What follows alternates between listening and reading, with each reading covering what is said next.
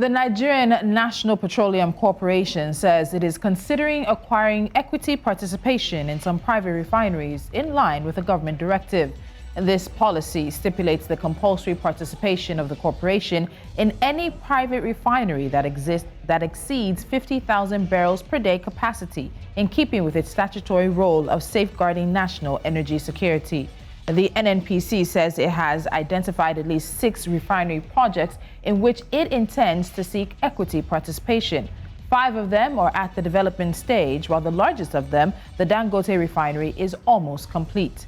In a statement, the corporation's spokesperson, Dr. Kenny Obateru, explained that the NNPC has a dual role of providing stewardship for the hydrocarbon resources and adding value to the resources for the benefits of Nigerians and other stakeholders. The new vision is to grow domestic refining capacity, improve petroleum product supply from our local refineries, and become a net exporter of petroleum products. Today, our focus is on the NNPC and Nigeria's refining possibilities. I'm Tolulokwe Adelere Balogun. Welcome. This is Business Edge.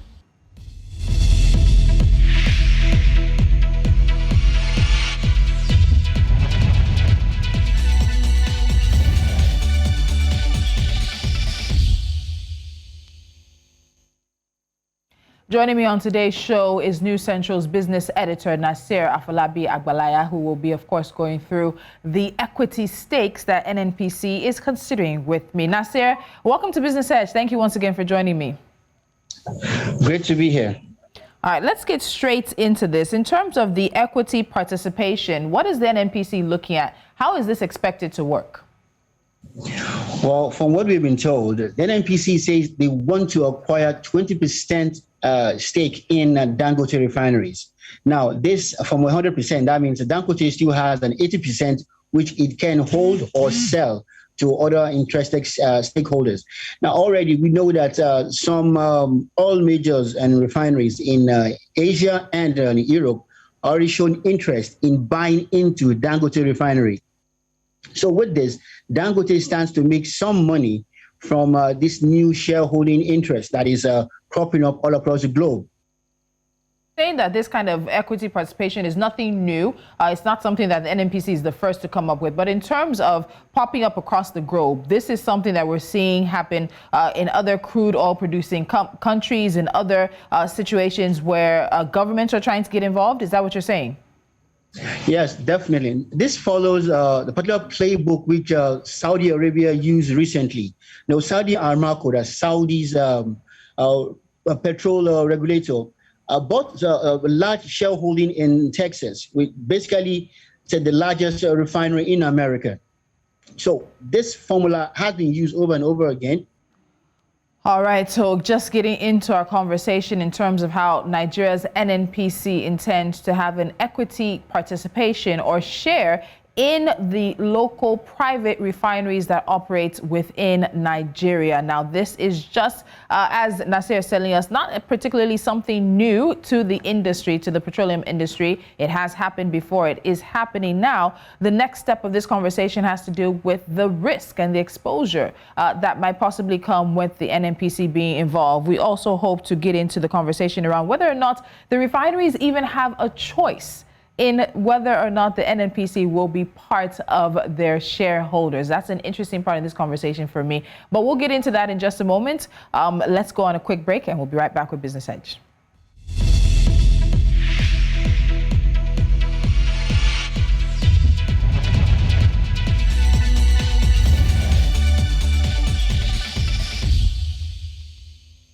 And of course, looking at NNPC and Nigeria's refining potential, given that the Nigerian National Petroleum Corporation has said it is considering seeking equity participation in private refineries in Nigeria. There are, of course, questions around the exposure and the possible risk that might be involved for the NNPC, as it would be for any shareholder who's looking to put money down into a situation. Would it be money down? Would it be something else that the NNPC may be able to offer? There's also a conversation around whether or not the private refineries themselves have a right of refusal. Are they even interested in getting into bed with the NNPC, or they prefer to have other shareholders? The policy directive affects refineries that refine over 50,000 barrels per day.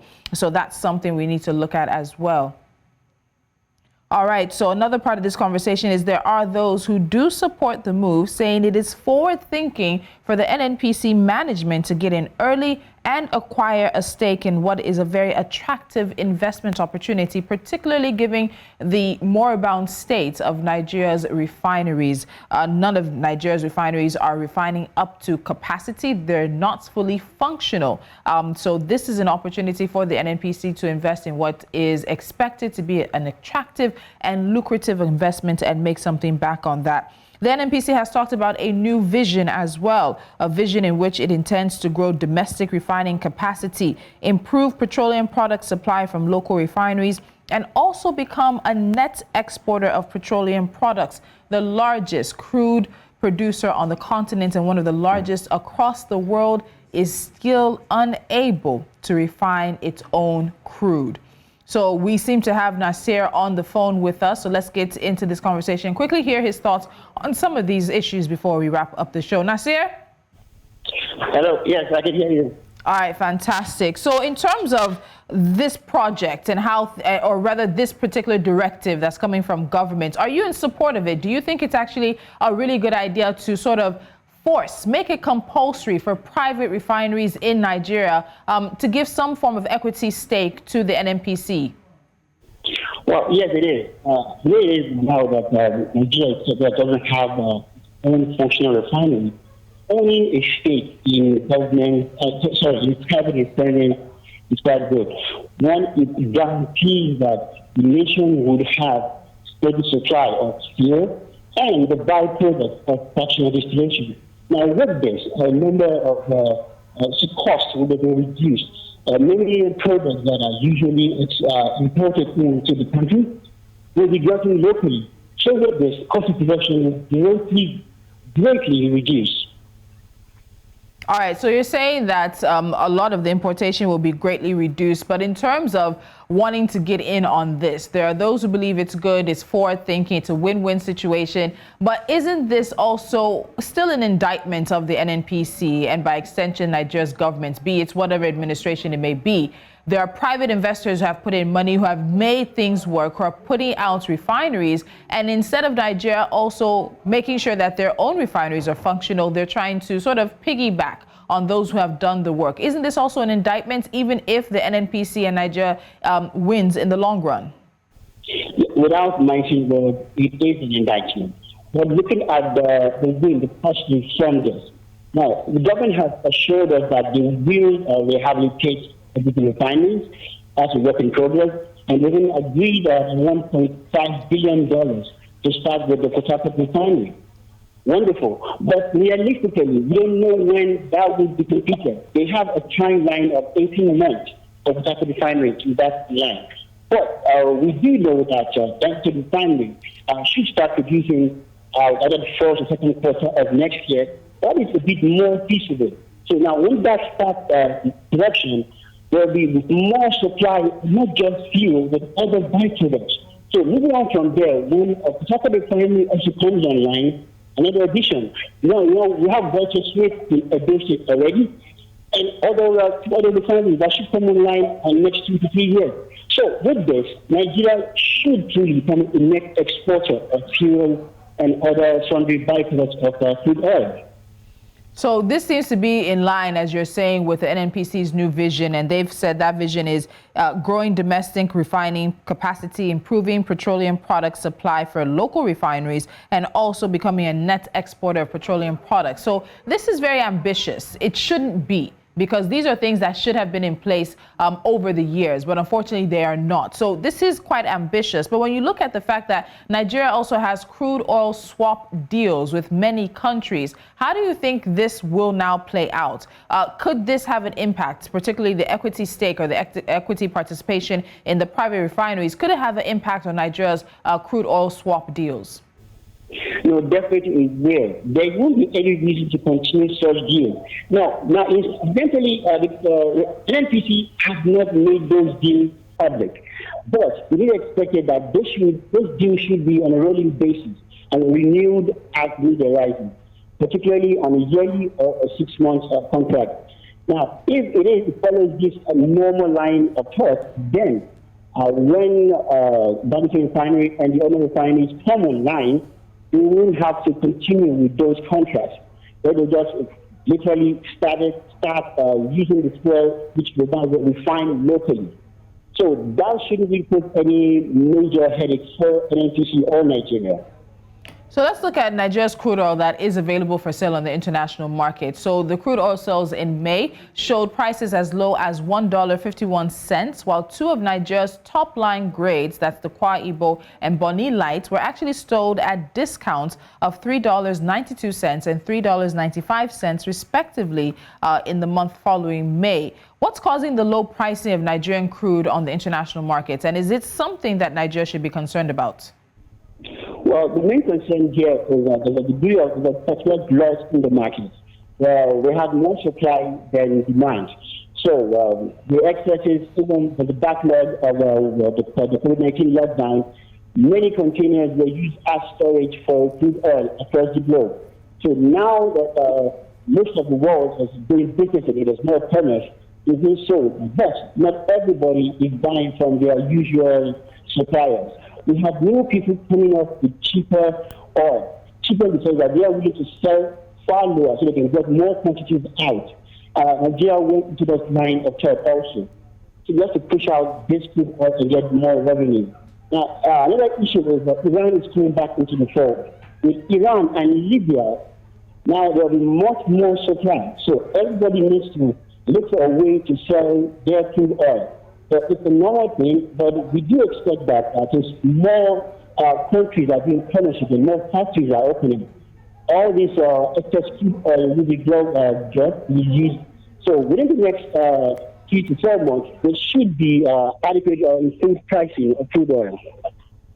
All right, so let's stay with that international crude oil price. So currently the price of Brent crude is above $70 per barrel. Is there any influence that you think will come to bear on the price that private refineries in Nigeria will sell? Or do we expect subsidy to continue? As we know, there has been some form of subsidy in play from the NNPC, from the Nigerian government when it comes to the price, to the local price, the pump price, as they say, of fuel in Nigeria. What's your expectation in regards to this? Well, I don't expect subsidy to continue because it is a practice that is not sustainable. And also, the way it has been done in Nigeria has given rise to ransom corruption. So that should stop. But about the price of petrol, normally it should reduce as we have more refining capacity locally. It's a demand and supply issue. The more the more product is supplied to the market, the easier it is, and the lower the price at which the consumer can access this commodity. So I do believe that over time, Nigerians would enjoy more and better pricing of petroleum products. So let me bring you back to the equity participation conversation. Do we have any information on how much, what the percentage is that the NNPC is looking to invest? Would it be the same from refiner to refiner, that is the private refineries, or is it going to be different depending on what the overall cost of the total project or the total value might be? What are your thoughts on this? The exact details of this, it's not known. But it is expected that between 15 to 25% of the 100% will be sought in literally every refinery that NNPC has interest in. With this, the NNPC will be able to bargain well and ensure that there's a good number of supply locally. We do know that these firms were set up primarily to make profit. So they will sell within Nigeria if the price is adequate, and of course they will export. By and large, looking at what happened with the sugar refinery in Nigeria and cement manufacturers, as they sell locally, they also export their products. For instance, Beverly Cement, Boa Cement, Latar Cement, they have plants in Nigeria. but they export concentrates to neighboring African countries, which they earn more from than what they sell locally. So this is also expected to happen with crude oil. When the refineries are online, a part of their production will be sold locally, but they're certain that the majority will be sold to other African nations. We do know that most African nations do not have refining capacity. So there's a large market there. And it is business. They have to make money. All right. Okay, so Nasir, as we wrap things up, we know that one of the issues many say with doing business in Nigeria is different policies and regulations that come up. You can sleep knowing one thing and wake up finding out something else. And many of these refineries are, at the moment, they're just drawings and parcels of paper and land everywhere around the country. It's only the Dangote refinery that's almost close to completion. So in regards to that, do you think that this is a policy that has come to stay, or it might leave with the change in administration? We do know Nigeria is heading towards elections in 2023. Will this policy live past the present administration? Sincerely, I hope it does. If it does, then Nigeria will live up to its potential. But it is a 50-50 issue. It could be continued. Unfortunately, it may not, depending on the wins and caprices of the next term of political elite. But I do hope that it continues so that all the gains will be reached by Nigeria and Nigerians. All right, so we'll leave it at that. Nasir, always a pleasure. Thank you so much for joining me on Business Edge. Great to be here. All right, so we're going to take a quick time out. When we come back, we give you the 4. That's NC 4 to watch. Do stay with us.